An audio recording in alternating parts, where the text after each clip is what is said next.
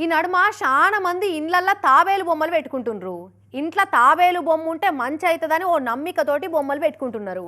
ఇక జాతరలకు పోయినప్పుడు గుళ్ళలకు పోయినప్పుడు పని వడ ఈ తాబేలు బొమ్మలు కొనుక్కొచ్చుకొని మరి ఇండ్లల్లో పెట్టుకుంటున్నారు. అయితే కొందరు బొమ్మలు పెట్టుకొని కలిసేస్తుందని నమ్మితే ఇంకొందరు అయితే ఏకంగా అసలైన తాబేలు ఇంట్లుంటే ఇంకెంత కలిసేస్తుందో అని తాబేళ్లను కూడా పుష్ప ఎర్రచందనం స్మగ్లింగ్ చేసినట్టు స్మగ్లింగ్ చేస్తుర్రు.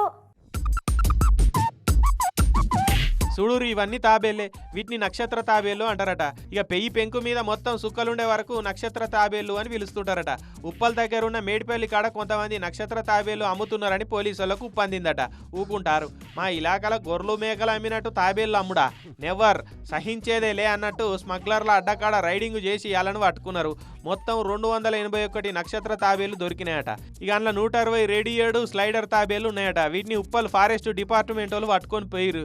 ఇక వీటిని అమ్ముతున్న ముగ్గురిట్లా 2 దొరికితే ఏపీ నుంచి వీటిని పట్టుకొని వచ్చి అమ్మినోడు పరారైపోయిందట. ఇక ఆయన జాడ కోసం ఎంకులాడుతున్నారట. ఇప్పుడు తాబేళ్ళు అమ్మితే కూడా తప్పేనా అనుకునేరు. అన్ని తాబేలు వేరు, ఈ తాబేలు వేరు. వీటికి మస్తు డిమాండ్ ఉంటుంది అంగట్లా. ఇవి ఇంట్లో ఉన్న ఆఫీసులలో ఉన్న మస్తు కలిసి వస్తుంది, వద్దంటే పైసలు వస్తాయని చాలా మందిని కొంతమంది నమ్మిచ్చిర్రు అన్నట్టు.